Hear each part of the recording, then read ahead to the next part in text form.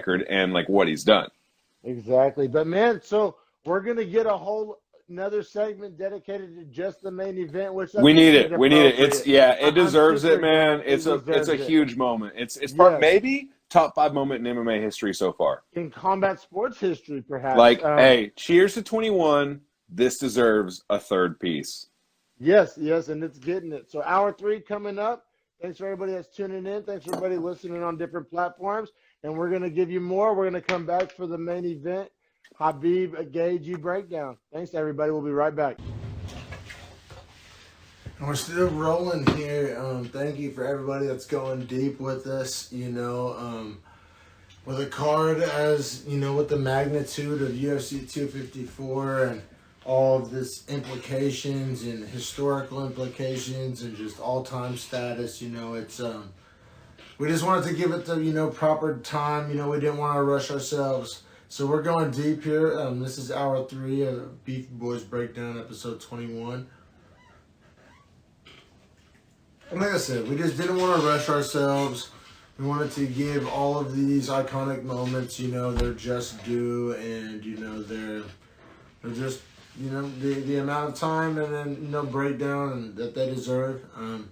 We have Harrison, my beefy brother, on here with us shortly, but yeah, just iconic card like this UFC 254. Like, remember where you were, where you saw it, and when you saw it, and where you were, when you saw it, and who you were with, and what you were doing. And it's one of those type of moments, it was like I said, just an iconic card, legendary moment, and we witnessed history. We witnessed history. We witnessed one of the, the greatest do what they do. And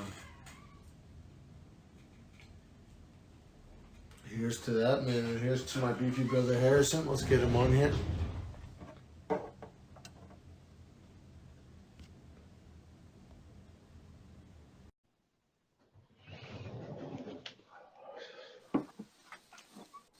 Yo, what up? Hey, my God.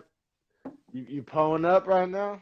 I literally poured it while I was accepting the invite. You know what I'm saying? We're fat up in this motherfucker. There we go. Well, here, let me get a little cheers to this main event. Here's if you want to see the bottle's damage so far. Let's see. Oh, no. Yeah. You're killing me. But I'm on 80 proof and you're on 90 proof, so the work is considerable. Yeah. I don't know. It's early too. I'm on the West Coast. It's a little early. Oh yeah. It's like 3:30 for me. It's 1:30 for you. Like, calm down, slow down. Exactly. And, also, I haven't shut off this weed yet. This may be the best weed ever smoked on the breakdown. This shit is top shelf. Huh? Did you get it for us being 21? I mean, in a way, and you know what's even better? To just cap it off, I figure I'm giving us the birthday treatment here. Brand new, never before used pipe.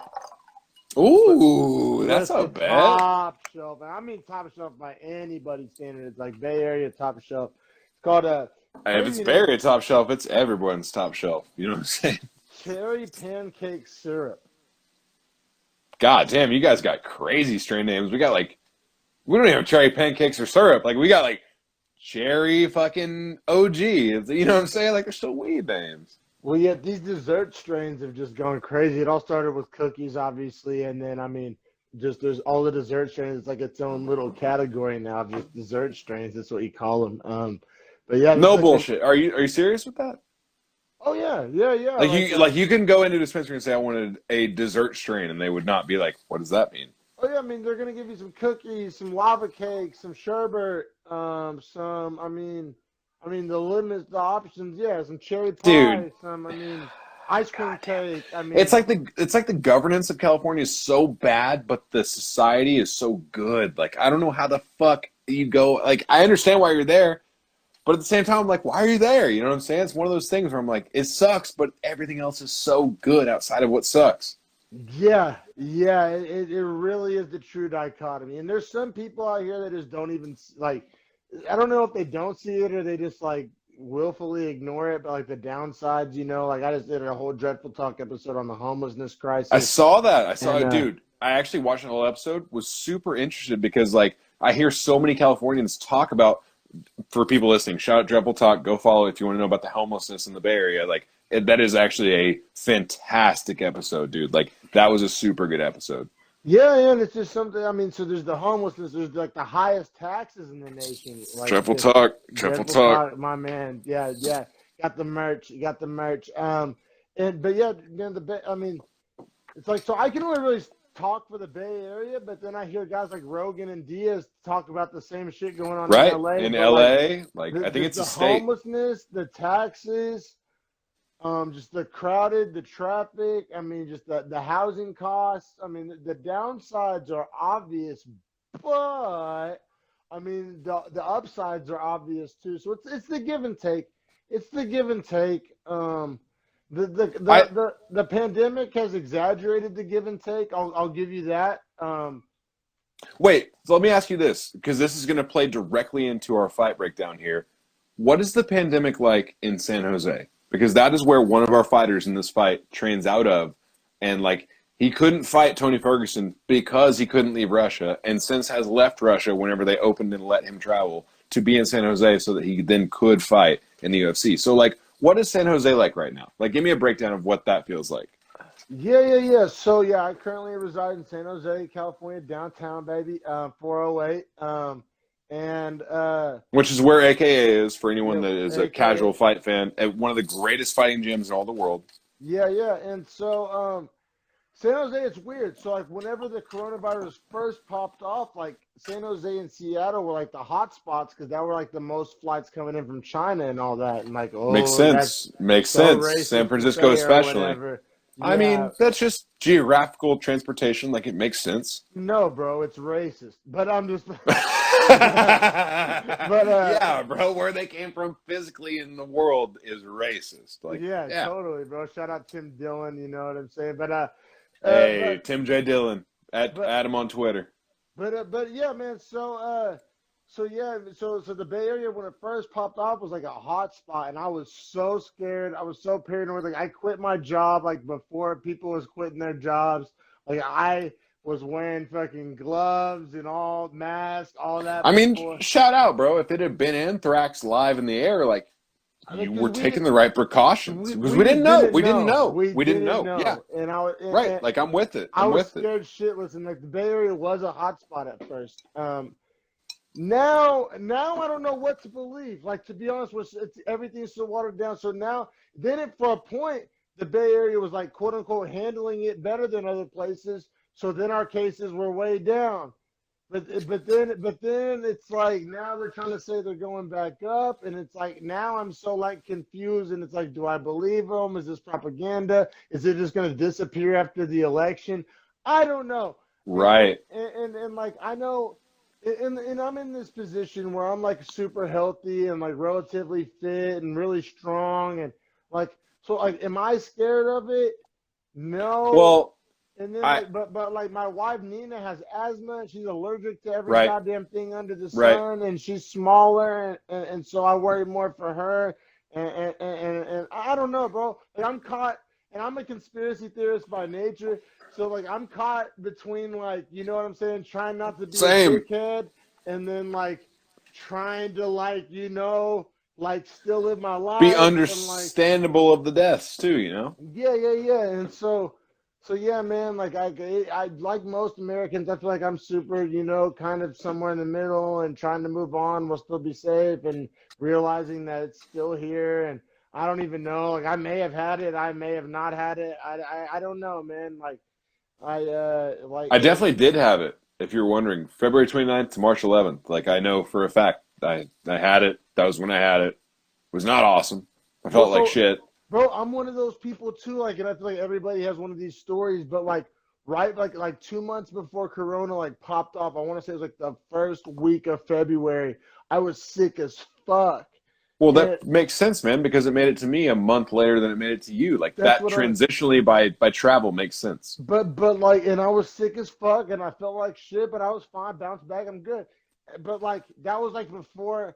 So like, I don't want to like straight bro science it and be like, oh I yeah, I had mean, that shit, bro. But CIA like, says the outbreak started before Halloween in Wuhan and continued through November, December, and into January, and then they started seeing cases in the United States in January. So, like, and I'm healthy enough to where like that shit ain't gonna put me in the hospital. But even I, and oh, then I was good. I never went to a doctor. Fuck all yeah, that. I want to But say like if I had it, I had the OG strong one. I didn't have me this too. weak corona that's going around Me nowadays. too. I'm saying I got it February Your 29th before boy, we shut shit down. Like, we survived, me and you. yeah, And no, you, but you I know mean, how I know I had it? Because I got tested, gave blood, had the antibodies. So, like, oh really? See, I had it. I'll be real. I haven't done nothing. Oh, yeah, like 100% I have had it. Like, I do know that as a fact. I'm just assuming it was the time I was very sick. Well, Yeah, the only time I was sick. So yeah, that was I feel definitely it. it. But my friend Landers went out with me, which shout out to this shirt, by the way. I wore this last night when I got in yesterday. He has dreads. You've seen him. Just like Yeah. you, people mistaked this shirt for him rather than you, which And is I'm gonna hilarious to get me. him on my podcast. I want to get Landis on Dreadful Talk one of these days. Ooh, But you'd be interested too. He just left his management position to go to an executive production position for like concentrates. So like he's even more in depth into it now. But that's a whole different subject, a whole different podcast. Point being that we both got sick. He was sick for 13 days. I was sick for 12. Identical symptoms. We shared a vape with this chick outside of a Skinny Slims that was like coughing her ass off and was like, no, it's just allergies. It's just allergies. I'm the manager of McNally's. It's just allergies. Fuck that bitch, man. Fuck that bitch, man. She gave me coronavirus, 100,000%, and I'll fight her if I see her. oh man, bro, yeah, man. Bring your own vape, man. Bring your own Yeah, vape. bring your own vape. And the thing is, I brought my own vape. Landers had his own vape. She had her own vape, and we all traded, and that was what fucked us. Try my flavor. Right, yeah. All right, man. But hey, We'll dive in. We circled jerk long enough. You know what I'm saying? I think we both finished on our bagel by now. But It was great. It was great. Sweet, yeah, like pineapples. let's get into this main event, baby. The moment we've all been waiting for. Dude, what a moment in sports history. Like, aside from the fight, it's Khabib Nurmagomedov, which I shouldn't even say his last name. It's Habib time, like we all know, versus Justin Gaethje. Habib is minus 315. Gaethje is plus 250. The odds opened at Habib minus 360, Gaethje plus 290. A lot of money came in on Gaethje in the last 24 hours. Like, a lot of people believe Gaethje to get that left-hand KO. And honestly, dude, in the first round, his left hand was crisp. It was landing. Habib is a monster. Habib is a straight motherfucking goblin monster. Man, and I hate to just, you know what I'm saying, be casual police over here and throw this term around, but this is one of those fights where, it was a big enough, famous enough fight to get casuals, like, actually involved. Oh, for sure. They love Habib. They love him. Well, actually, I was going to go the other way with this. And like all the casuals I knew were leaning Gaethje. They were picking him to win? Yeah. And I think a lot of it had to do with that he was an American. I think people that don't watch a lot of MMA overvalue power punching. Crazy, dude. Crazy. I was on. I'll say it. I guess I'll say it. Maybe it was a lot of the black community. Like I don't know. I was engaging with a lot of the black community on Facebook, on Twitter. A lot of my friends, a lot of my followers, a lot of guys I grew up with and shit. And apparently the black community was firmly behind Gaethje. I don't know from what I was gathering. He's a power puncher, great counter striker. Like I get why that would be the thing. And like I don't know, like I said, for the most part, the casuals I was trying to let the casuals know, like, no, like it ain't like that. Habib is like, he's that dude. That's all good and well, but like he fights his fight. But yeah, I don't know. So like you're picking Sean Kemp to beat Jordan. It's like that's not a good pick. Like one's flashier for sure, but this dude's so technical and so good at every single thing that like you'd be dumb to pick against him. And that's what I said in my pick breakdown is like, I wanted Gaethje to win. Like I am 1,000 in this fight % behind Gaethje, but it's dumb to pick against the Eagle, bro. No, he's exactly, so bro. good. Like what I'm saying is like from a money perspective, it's like we'll even make a cross sport reference. Like sometimes Like when a football team plays against Lamar Jackson, right? Every defensive coordinator says the exact same thing. I know where you're going with this. I'm Let's 100% on board. let's make 100%. him beat us throwing the football. Right. Or like when they play Kyler Murray, let's Same keep thing, him yep. in the pocket. Let's make him beat us throwing the football. Make him be a quarterback, not an athlete. But more times than not, you know what I'm saying? They aren't ready for that athleticism. That's They're just not ready. How it happens. And They've so just I feel never like seen someone like it before. that's a good analogy for this fight because Great. like everybody's like, oh, if Gaethje can keep it on the feet, if Gaethje can land that shot, but like to me, that sounds exactly the same as like the Jacksonville Jaguars defensive coordinator like saying like, oh yeah, we got to keep Kyler Murray in the pocket this week, like they're just. It's like that's so easy to say, so fucking hard to do. Yes. Actually, it's impossible to do. And that's the vibes I was getting every time I All heard week. some Me too. analysis like that. Like it just sounded like kind of lip service. We got a half an hour to fill.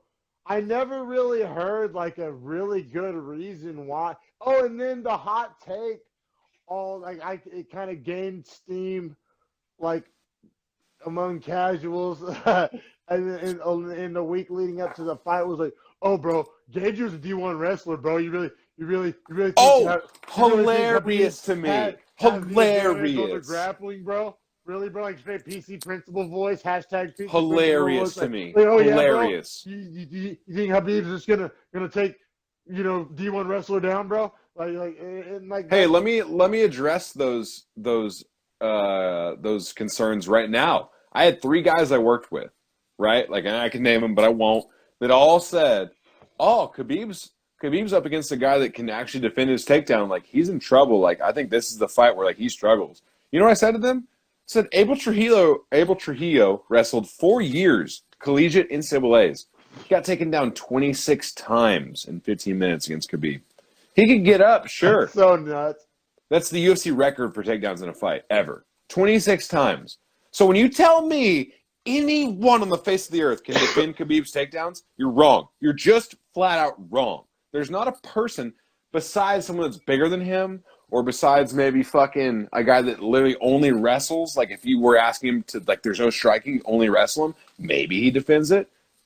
Even still, I don't know, dude. Like his wrestling is so fucking good that even DC, who's 90 pounds heavier than him, says sometimes I get taken down by Khabib in practice. What the fuck is that? Bro, there's levels to this shit. There's levels to the shit. And like I know this is like drunk bro science that nobody gives a shit about, but I'm gonna say it anyway. Like Khabib has me reevaluating the way I approach street fights. Me too. Me too. Bro, if you want to fight me in the street and I'm with my girl and my dog, my wife, whatever, and I can hit a takedown and just get on top, I'm gonna do that. Wrist controls all day. It's all goddamn day. Like I'm not standing with no fucking buddy, dog. I'm just gonna say. Bows with the wrist control. If you're not a kickboxer, wrist control is the most dominant part of a fight I've ever seen in my life, and it's all based on what Khabib has shown me. And like, bro, and I'll be real, like, I'm not trying to be that guy that like watches the UFC fights, like, oh, I could do that. Like, no, I'm not saying that. But I'm saying what I'm saying is like I think you could though. I've been getting in street fights since I was 4 years old.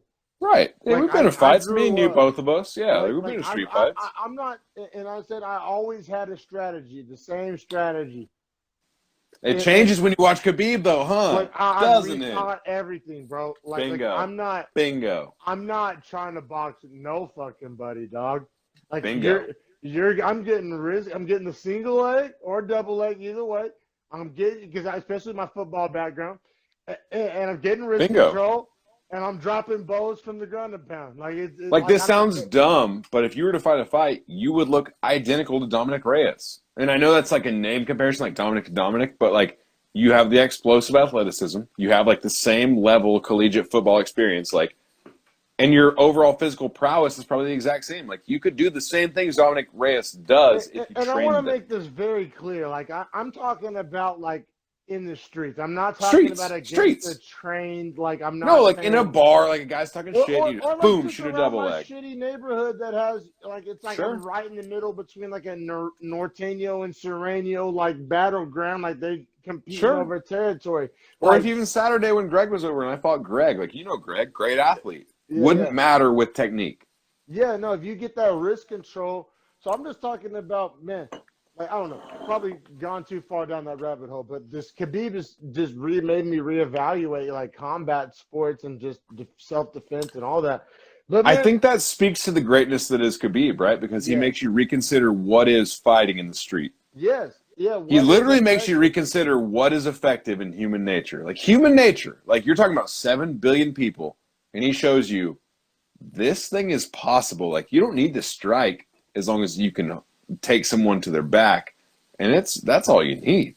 And the wrist control, he just took, which he didn't invent wrist control, but just No, took it to a next level. You know what I'm saying? Next he level. perfected wrist control. Yeah. Didn't Yeah. invent, but perfected. Perfected. It's like exactly. Tesla with the car. Like Henry Ford invented the car, but Tesla kind of made it to where Took all it to the next level. right, like where there's no loss of physical motion.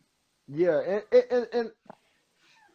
and yeah, you know, I know we haven't actually officially started breaking down this fight yet, but I mean, this whole little segment is just dedicated to just what is Khabib, the greatness This of is Khabib, the mhm.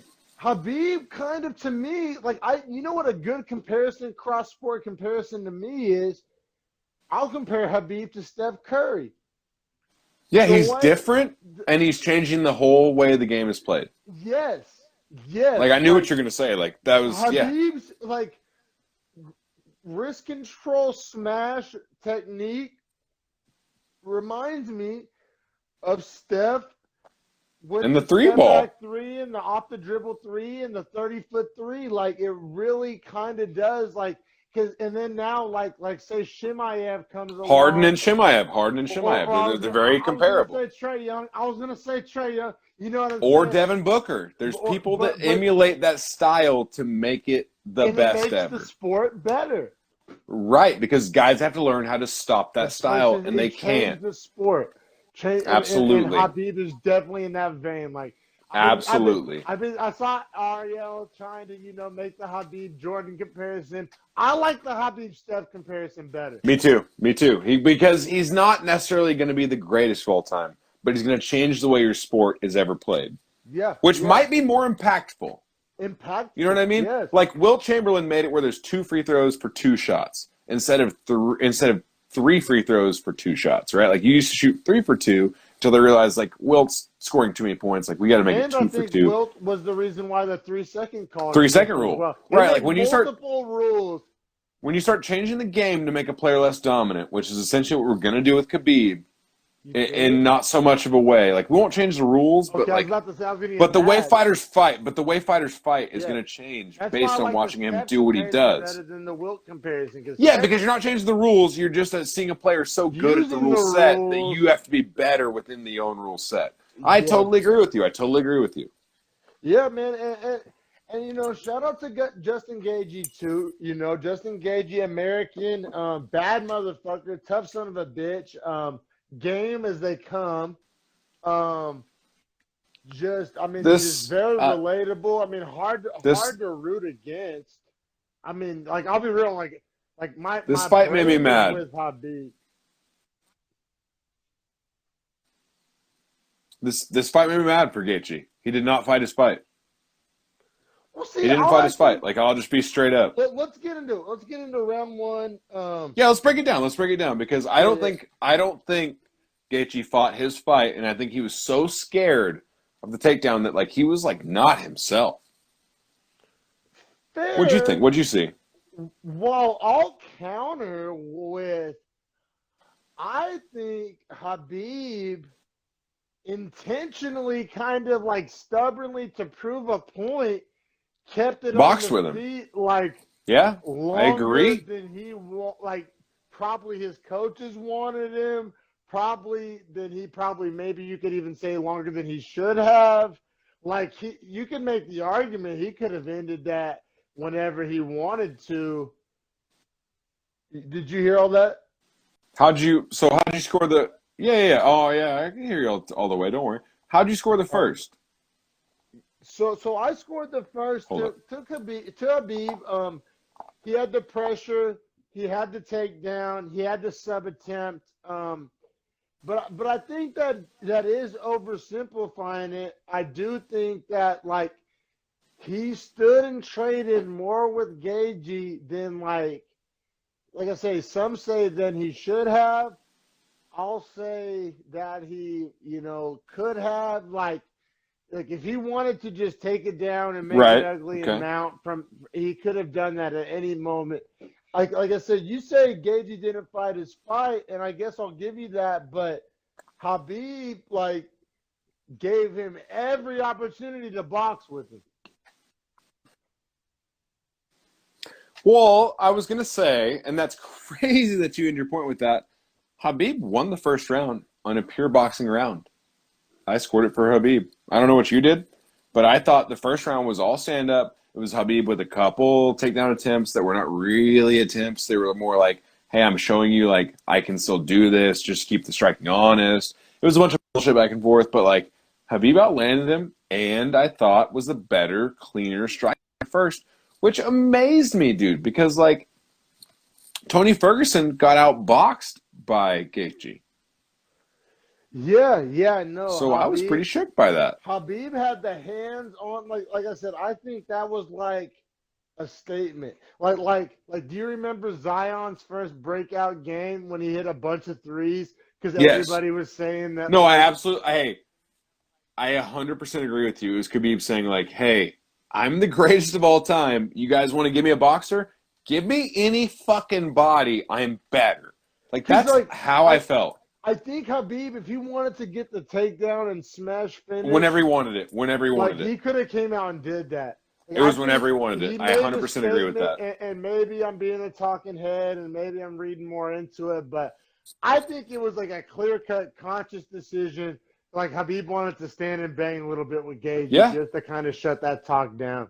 I really did. Hey, bro, you talking head or whatever, I'm a talking head with you then. Because, like, from what I saw, there was never a point where Khabib was ever scared.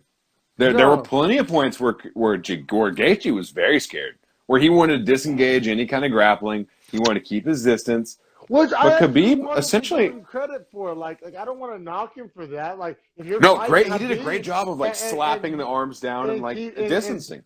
Like I thought that was actually a pro. So I don't want to spin that into like an anti-Gaethje thing. I thought that was actually something he did phenomenally well. Like obviously practice game plan for. Like I thought that was actually really effective. But then once he gained the separation, you're right. There was a fear on the engagement, which, I know it's controversial for somebody who's not a fighter to say somebody, especially as high level as Gaethje, is scared. But to me, Gaethje wasn't pulling the trigger first. He was letting the fight come to him. He was scared.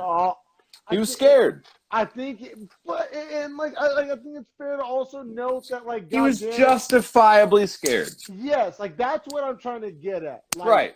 Like it's like charging into a gunfight without a gun. Like you're gonna be scared. There's a chance you pull it off, but you probably get murdered. Or even if you right, like is that how you felt? He had the smaller gun. Like if you have a pistol, he had the 38 versus the 45, versus the shotgun. You fucked, but maybe not. And like exactly, he was scared, but rightfully so. I think that's the distinction we needed to make because absolutely. But I don't want people to confuse that with saying like he was scared to be game. It's not like he was scared in the fight. It's not like he was scared to fight. He was never scared to fight. He was just scared of what Khabib could do in the right situation, giving Khabib his first principle fight mechanics versus his own first principle fight mechanics, right? Like he knew I can't let him touch me because the minute he touches me, he's stronger than me. Like it reminds me of like if you're back in like the early 2000s as Devin Hester's prime, right? You're the opposing team's special teams coach. Like don't let him catch the ball. Well, but I'm saying like you're scared, but like rightfully so. Like this right is the go at what he does. Like right. Like my own perception on that just now should show you, like, my perception as a defensive coordinator would be, don't kick the ball to him. Well, that's But the in same as you fighting, saying. you don't really have that option, though, right? That's what I was going to say is, like, you don't have the choice of, like, when you sign a fight agreement. So essentially for Justin Gaethje is was saying, don't let him touch you unless it is striking, right? Like, don't let him grapple you whatsoever, which he did a great job of in the first round. Like, you would notice he'd slap both arms and, like, distance on every engage in the first round. I think fighting, and this may be an oversimplification, but it reminds me of like a gauge of, like, say this side's defense and this side's offense. You can't have your cake and eat it too. If you're leaning more towards defense, absolutely true. Away. And I think Gaethje's defense was honestly pretty fucking on point. It was great. But the thing is, Gaethje's an offensive fighter. So he was taking his away game plan from was his fucked. strength to compensate for a weakness, which it actually worked. It is his own weakness. But it didn't work. It's complicated. But, like, I thought Gaethje's defense was great, but it was so great that it was too good, and you weren't fighting your own fight. Yeah. It's like, and we've me and Harrison played football together. We've all been playing against an impact player. Maybe he's a big recruit. Maybe he's a stud, whatever. Where it's like our coach shifts our whole game plan of what we usually do because of this one guy. And even if we accomplish that, it hurts us in other areas. And I think a lot of athletes can relate to that. And I think that's what happened to Gaethje. I think Gaethje focused so much on the scrambles and the disengagement from the scrambles and then the creating separation in the scrambles, which he accomplished really good. But it just took away from what he actually does best, which is throwing them things, throwing heat, throwing piss missiles. Yeah, piss missiles is exactly the fuck right. Like, it reminds me of, like, if you go back to our junior in football, our Del City game plan was tremendous, right? It was stuff the running back on the give and always hit the quarterback when he keeps it, or if he doesn't keep it, right? Because they're in triple option. Like, that's a good game plan. Like, it was a solid game plan because it made both guys not want to have the ball in their hand. So then when neither guy wants to have the ball, you're at the advantage, right? Now, the opposite is true whenever you're talking about, like, let's play a spread offense. Let's rush the quarterback. Well, as soon as he gets the ball off, you're fucked because you just put everyone else in one-on-one positions. And that's essentially what this fight felt like, was like Khabib was like trying to rush into the pocket and like try and make it his fight with like the striking. Or I'm sorry, Gaethje was trying to make it his fight with the striking. But Khabib's striking was there. It was so good. It was so good. It was so good compared to Gaethje, who's a really great boxer. Like, maybe the best boxer 155 besides Conor. So you're talking about, like, how do you beat this guy? You don't. You don't, right? Like, you're talking about, like, we'll defend their passing game, but they're going to run for 8 yards of carry on us. Well, we fucking lost the game then. Yeah, and no, I feel you. And I guess just to kind of, just say the obvious, Khabib ended up winning by triangle choke. Let's dive into it. Let's dive into his win because it was amazing. His transitional attack. Like, he could have easily. It was amazing. The armbar. Whatever he wanted. Like, it was conventional wisdom led itself to the armbar, but I feel like that was the flex. I feel like I'll be honest, it was whatever he wanted. It was whatever he wanted, but I feel like he chose the harder option. No, it was a flex because it was 4 options available as to which way you take this guy out. Like, that's why it's a flex, because you put yourself in a position to say, I'll win the game any one of these 4 ways. Like, that's a flex in and of itself.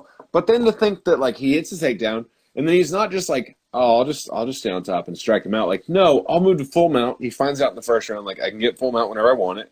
Yeah, so he gets the full mount. I wanted to touch on that. Like, bro, I'll be real. He figured out in 15 seconds, I'll go full mount whenever I want. Been full mount, I was like, yeah. It was trouble. Big trouble. Like, and, like, the first round ended. It was over right then. Even though it wasn't over, it was over. I had hope. I had hope. I had hope.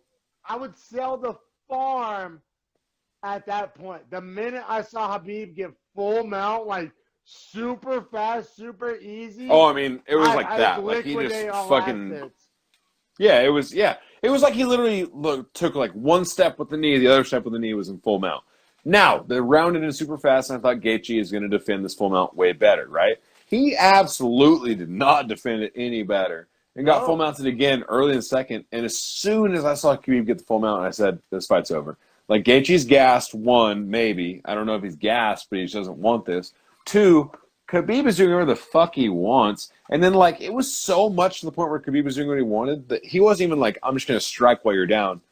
I'm just going to sit up on your face, wait for you to throw both arms up, and I'll decide what I want from that. Yeah. That was crazy to me. Because essentially, you take the risk of completely losing your position. I never drank the Gaethje underdog Kool-Aid, bro. Good. Good. You shouldn't have. Like, a lot of, like I said, I don't know, maybe. Excuse me. Good. Cheers to that. Like, bless you. Cheers. You should not drink that Kool-Aid. Khabib is the fucking real deal. Buffalo Trace instead. But yeah, bro, like I legit I didn't drink the Kool-Aid. A lot of people were thinking that Gaethje was gonna get the knockout. I didn't. This fight played out exactly how I thought it was, with the exception of Khabib literally gifting him some boxing. Me too. Yeah. I thought Khabib would just be relentless on the takedown all 5 rounds, never give a fuck, just do what he always does. But instead, he chose my last fight ever. Surprise, surprise for all the viewers at home. He chose, I'm going to outbox a man who's the best boxer at my weight class, and then I'll submit him once I prove that. Yeah. And I loved every second, man. Exactly what happened. He put on a show. It was a LeBron Jordan type of like iconic performance, like to where those guys at the highest level get to pick and choose how exactly they go about beating you. Yeah. Like Nigel Houston and skating. Because they earn it. Because they earn the right to do that. It's a privilege that is given, or that is earned, not given. And Khabib, of all men, has earned it and not been given it. Yeah, and he did retire after the fight. He said that he told his mom that he wouldn't fight without his dad, but he had kind of like counted on his dad surviving this at least fight, which didn't happen.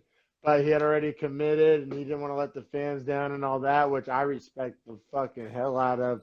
Yeah, and, I mean, I actually wanted to ask you about this, like, just on a personal level. Like, me and you were both guys that, like, didn't really have a dad that, like, was that, didn't mean that much as Abdulmanap meant to Khabib in their lives.